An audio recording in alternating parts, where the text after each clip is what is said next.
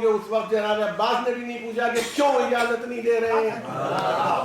یہ بات جو ہے نا یہ کیوں, جب ہم لوگ سمجھنا چاہتے ہیں اصل میں ہم ایک تصویر خود امام کی بناتے ہیں. کیا قاعدے سے تو امام حسین کو یہ کرنا چاہیے تھا, ہم ہوتے تو ان کو سمجھا دیتے معاذ اللہ, اور اس طرح سے اگر ہوتا تو شاید زیادہ افیکٹو معاملہ پیدا ہو جاتا ہے. یہ تصور ہوتا ہے. اب دیکھیے کریشن ہوتا ہے پاکستان میں بہت زیادہ ہوتا ہے, پھر پاکستان سے انڈیا امپورٹ ہو جاتا ہے.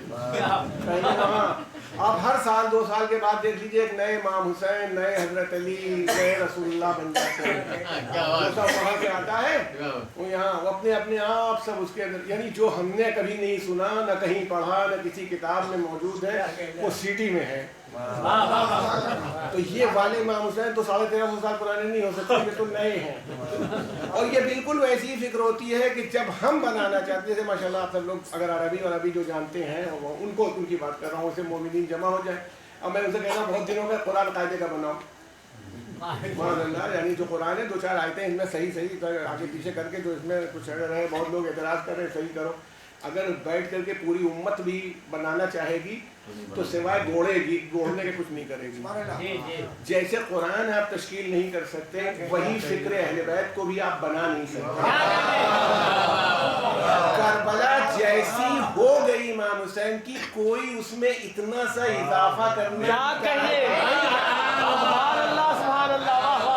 اتنی سی طاقت نہیں ہے. جو بنائے گا وہ بیوقوفی کی بات کر کے بیٹھے گا اپنی عقل کے اعتبار سے. اب وہ ایک ذاکرہ نے ابھی الہ آباد میں پڑھا, میں خبر ملی, وہ پاکستان سے آئی ہوگی, اس کی اپنی نہیں ہے وہ. اور میرا آپ دیکھیے, آپ کو بھی اچھا لگے گا جب میں تجزیہ کروں گا تو سمجھ میں آئے گا. وہ ابو لہب جو تھا وہ جناب عبد المطلب کا بیٹا نہیں تھا. وہ جس عورت سے جناب عبد المطلب نے شادی کی تھی وہ عورت لے کے آئی تھی ابو لہب. اچھا کیوں نہیں ہو سکتا؟ اب پاکستان کا ذاکر کہہ رہا ہے عبد المطلب کے خون میں, اب جو لفظ اس نے استعمال کیا وہ میں نہیں کروں گا, عبد المطلب کے خون میں اتنی پستی نہیں ہو سکتی کہ وہ ابو لہب جیسا بیٹا بن جائے. اچھا لگتا ہے نا سب کو, اچھا ہے کہ ابو لہب کسی اور عورت کا بچہ ہو, کسی اور آدمی کا بچہ ہو. یہ بتائیے قابل کون تھا؟ کیا کہنے, حضرت آدم خلیفہ الہی تھے, نبی تھے, اتارے گئے, ڈائریکٹ بیٹا ہے قابل. اور کچھ چھوٹا موٹا کام نہیں کر رہا, اپنے بھائی حابیل کو مار رہا تھا. پہلا گنہگار دنیا کا اس زمین کے اوپر نبی کا بیٹا ہے. جناب نوح کا بیٹا, قرآن خود بتا رہا ہے وہ غرق ہو رہا ہے, جناب نوح کا بیٹا ہے. تو کیا نوح کے خون میں پستی ہے؟ معاذ اللہ معاذ اللہ. حضرت آدم کے جناب یعقوب کے 10 بیٹوں نے جو کام کیا وہ ہم اپنے یہاں کے عام مومنین سے نہیں پسند کر سکتے. کہ لے جائیں اپنے بھائی کو کنویں میں ڈال کے چلے آئیں, پھر اپنے بھائی کو لے جا کے غلاموں کی طرح بیچ کے چل پیسے لے کے چلے آئیں, باپ سے جھوٹ بولیں, باپ کی آنکھیں جاتی رہیں, باپ اتنا رنجیدہ اور بعد ہی میں بتا دیتے, ڈھونڈ لیا جاتا یوسف کو. مگر سارا انہوں نے کام کر دیا. 10 بیٹے جناب یعقوب کے خون میں کیا کرنی تھی؟ جناب یعقوب تو نبی تھے, ایسے میں کتنے انبیاء کو نکالوں. اماموں کی اولادوں نے, جو موجود امام تھا اس کی مخالفت کی, ایسے واقعات مل گئے.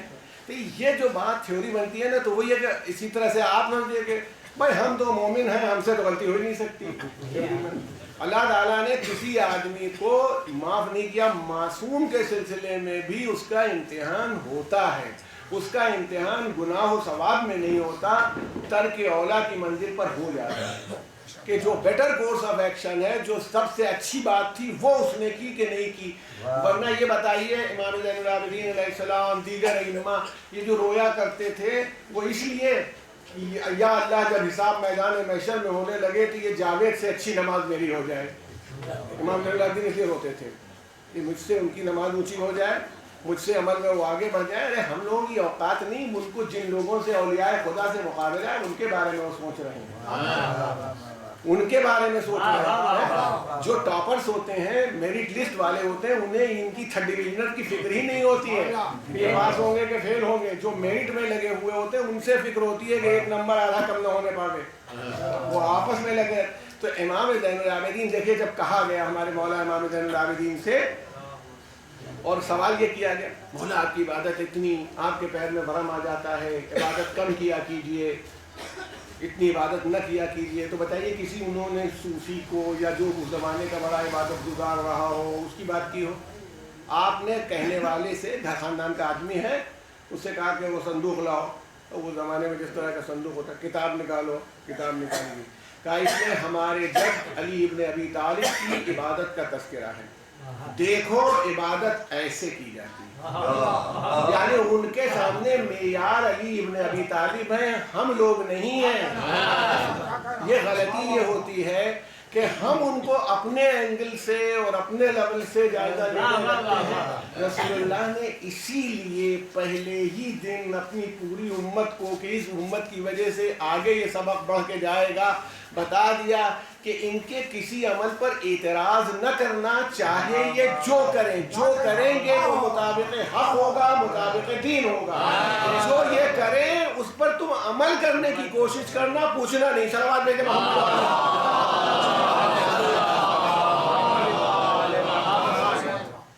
اب اس کے بعد بھی سارے پروگرام ہیں، نہیں تو میں آپ کی خدمت میں گزارش کرتا. ایسے بہت سے واقعات جو ہم لوگ تخلیق کر پا جاتے ہیں، ہماری ذہنوں میں آ جاتے ہیں، فکر میں آ جاتے ہیں، ان سے بنتا ہے، اس میں خرابیاں پیدا ہوتی ہیں. اس لیے جو کربلا ہے وہ کربلا کو کربلا رہنے دیجیے.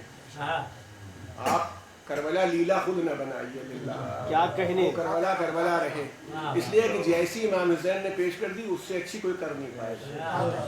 یہ بالکل واضح ہے، جس کو جہاں پر رکھ دیا اس سے بہتر کوئی نہ تجویز کر سکتا ہے نہ رکھ سکتا ہے. کبھی آپ سوچ لیجیے گا، خالی ایک لنک اگر درمیان سے ہٹا دی جائے تو صورتحال بدل جائے گی. کس کو کہاں پر رکھا، کیا گفتگو کی، کیا خطبہ دیا، کس جگہ کیا ارشاد فرمایا، جس سے کہا. اب میں کہتا ہوں دیکھیے اطاعت اس طرح ہوتی ہے، مومن اس طرح ہوتا ہے. امام حسین علیہ السلام ظہر کی نماز کے وقت ہنگامہ ہو رہا ہے، اجازت نہیں ہوئی، نہیں آپ سب سنتے رہتے ہیں کیا کیا کہا. سب یہ حضرت نے فرمایا، جناب زہیر ابن قیم نظر ڈالی اور سعید ابن عبداللہ حنفی سے کہا میرے آگے کھڑے ہو جاؤ تاکہ میں نماز تمام کر لوں.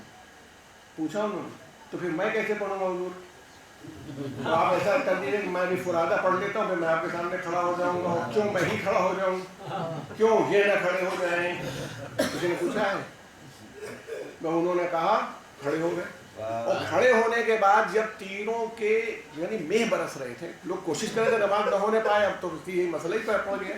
تیروں کے مہ برس رہے تھے تو وہ تیر کو حضرت نے کیا کہا تھا، جو میں بار بار کہتا ہوں، یہ نہیں کہا تھا کہ تم کھڑے ہو کے جان دے دو، نہیں، میں نماز تمام کر دوں.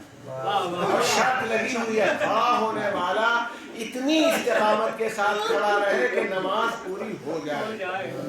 اسی لیے ملتا ہے کہ جب انہوں نے امام نے سلام دے رہا کہ السلام علیکم ورحمۃ اللہ وبرکاتہ، تو جناب سعید ابن عبداللہ حنفی کے لیے ملتا ہے کہ گر پڑے، یعنی وہ کچھ نہیں کہہ پائے. لیکن جناب زہیر ابن قیم کے بازو بالکل ٹوٹ گئے تھے تیروں کی وجہ سے. آئے اور پوچھا ہے آپ وفائی تو کیا میں نے اپنے حق کو پورا کر دیا؟ یہ آپ دیکھ رہے، بس اس میں یہ کہتا ہوں کہ کربلا اور امام حسین علیہ السلام اس شب اربعین میں آپ کی خدمت کر رہا ہوں کہ ہمیں اطاعت کے شعور کو بیدار کرنے کے لیے کہ ہم سمجھیں کہ ہمارے اماموں نے کیا کہا ہے، ہمیں اس کے مطابق عمل کرنا ہے. ہمیں اپنا امیجینیشن نہیں لگانا ہے اس میں کہ ہم سوچ رہے ہیں کیا ہونا چاہیے. ہمارا کام اطاعت کرنا ہے. اور وہ کربلا والوں نے اطاعت کر کے دکھا دی کہ کیا اطاعت کیسے ہوتی. کسی ایک آدمی نے مجلسوں میں یہ بات آ جاتی ہے جناب اون محمد، آپ اس کو دیکھیں، شاعر کو بہت سی اجازت ہوتی ہے کہ جناب اون محمد نے کہا اور جناب زینب نے سمجھایا اور اس طرح ڈانٹا اور اس طرح سے اور کیسے تم جا رہے ہو علم لینے کے لیے.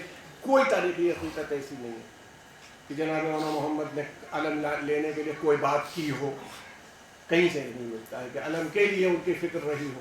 یہ تصور ہی نہیں ہو سکتا، یہ غیروں میں تصور نہیں تھا تو بھلا یہ نہیں ہو سکتا. آپ یہ بتائیے کہ جن کے خاندان میں یہ بات روایت چلی آ رہی ہے، اوپر سے انہیں معلوم ہے کہ امیر المومنین کی وصیت کیا ہے جو امام حسین سے کی ہے وقت رحلت، ان کے گھر والوں کو نہیں معلوم کہ وصیت کیا فرمائی، علم کس کو دینا. یہ بتائیے، علی کا نمائندہ کربلا میں موجود ہے، امام حسن کا نمائندہ موجود ہے، علی کا نمائندہ موجود ہو اور علم کسی دوسرے کے ہاتھ میں ہو. یہ سب لوگ جانتے تھے کہ علم جناب عباس کو ملنے والا ہے. تو اس کا مطلب ہے کہ یہ رسول اللہ نے ہم سب کو, پوری امت کو سمجھا دیا تھا کہ قیام کا موقع ہو. پہلے بھی لوگ حضور یہ کرنا چاہیے, جتنے یہ کرنا چاہیے وہ کوئی نہیں آیا.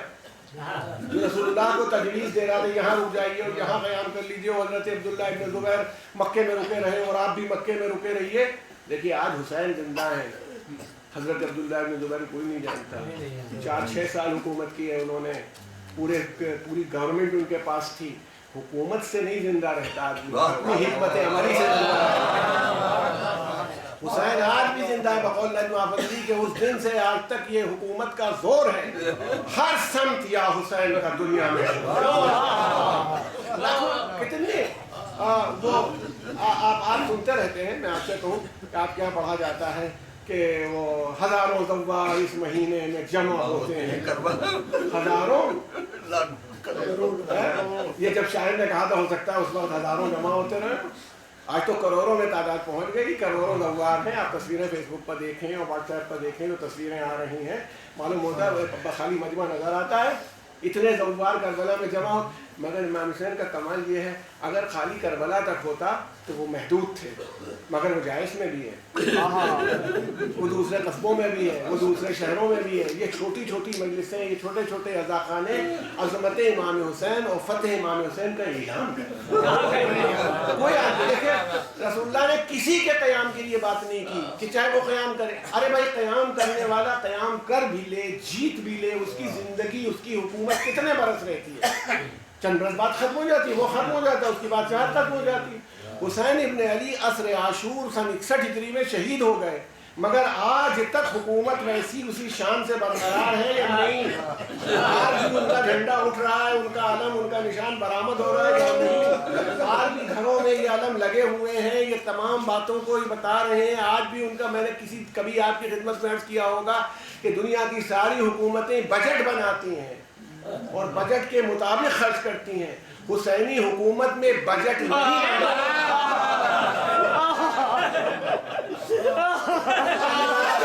کوئی نہیں کر سکتا کہ امام حسین کی حکومت کا سالانہ خرچ کیا ہے. اور میں پھر یہ کہتا ہوں, مجھے اکثر یہ ملتا ہے, یہ تصور کریے اور سوچئے کہ جب بھی کسی گورنمنٹ کا ٹیکس دیا جائے مزہ نہیں آتا, ٹیکس دینے میں, ریٹ ٹیکس دینے میں مزہ نہیں آتا, انکم ٹیکس دینے میں مزہ نہیں آتا. جتنا بھی ٹیکس دیا جائے لگتا ہے اتنے لاکھ روپے لے لیے بلا وجہ ہی. ارے خمس دینے میں بھی تکلیف ہوتی ہے, تکلیف نہ ہوتی تو ثواب کیوں ہوتا. زکوٰۃ دینے میں تکلیف ہوتی ہے, بعض اوقات تو لوگ فطرے کی رقم میں چمنی اٹھنی کا حساب کرتے رہتے ہیں, مگر ادھر امام حسین کا نام آیا, سبحان اللہ, اب خرچ کرنے والا وہ جذبہ ختم ہو جاتا ہے. یہ دیکھا ہے آپ نے. اور خرچ کرنے, کوئی ٹیکس دینے والا کبھی نہیں سوچتا کہ میں نے کم ٹیکس دیا, سمجھتا ہے زیادہ دیا. مگر حسینی حکومت میں خیرات پیش کرنے والا ہمیشہ یہی سمجھتا ہے کہ اس نے کم دیا, اس سے زیادہ ہو, چاہے آنسوؤں کا خیرات ہو, چاہے آنسوؤں ماتم سے دولت خرچ کر. پتہ ہی ماشاءاللہ بیٹھے یہاں مجلس ہو رہی ہے, اس ماتم میں پتہ نہیں کتنا خرچ ہوا ہوگا, اتنی عزاداری میں کتنا خرچ ہوا ہوگا. میں اسی آدمی سے پوچھتا ہوں, کیا تم نے واقعی حسین کا حق ادا کر دیا؟ ہر امام والے سے پوچھ رہا ہوں, ہر عزا خانے والے سے پوچھ رہا ہوں, جتنے حسین کے خزانے ہیں ادا کر دیا؟ ہر آدمی یہی کہے گا کہ نہیں. آپ نے ابھی پڑھا ہے کہ حق ادا کا نہ ادا ہو سکا خالق, ادا کا حق نہیں ادا ہو پائے. لیکن میں ایک بات کہتا ہوں, میرے مولا حسین دینے والے نہیں ہیں, ان کے ہاں لینے کا تصور نہیں ہے, دینے والے دیتے ہیں. مگر میں آپ سے کہتا ہوں کسی گورنمنٹ آف انڈیا نے اس سے اتنی مرتبہ انکم ٹیکس وصولا ہر سال لیتی ہے, کبھی کچھ واپس نہیں کرتی, کوئی ایک پیسہ واپس نہیں کرتا ہے, نہ شکریہ ادا کرتی ہے, نہ شکریہ ادا کرتی ہے, نہ ٹیکس واپس کرتی ہے. یعنی خمس بھی آپ ادا کیجئے تو واپس نہیں آتا, نہ مرجع تقلید کی طرف سے شکریہ آتا ہے. زکوٰۃ دیجئے, اللہ سب اجر قیامت میں دے دے گا, یہی وعدہ ہے آپ سے, یہاں نہیں دے گا. مگر امام حسین علیہ السلام کی بارگاہ میں جو آپ خرچ کرتے ہیں وہ واپس آتا ہے. اس کی میں دلیل رکھتا ہوں, اگر واپس نہ آتا تو اگلے سال اس سے بڑھ کے نہ خرچ ہو. یہ اس سال جتنا خرچ ہو رہا ہے اگلے سال اس سے زیادہ خرچ ہو رہا ہے. اس بات کی دلیل ہے کہ اس بارگاہ میں جتنا بھی دیا گیا اس سے پلٹ آیا, اور کوئی شکریہ نہیں ادا کرتا، مگر حسین کے اوپر جو خرچ ہوتا ہے اس کا شکریہ فاطمہ زہرا کی طرف سے ہوتا ہے۔ معصومہ عالم نظر رکھتی ہیں میرے ناز کا ماتم، جو فریاد کرنے والی تھی شہادت امام کے موقع پر طلب کے کہہ رہی تھی جسے چکیاں پلیز پلیز کے پالا ہے، کر رہا ہے، ارے پانی کو کم سے کم پلا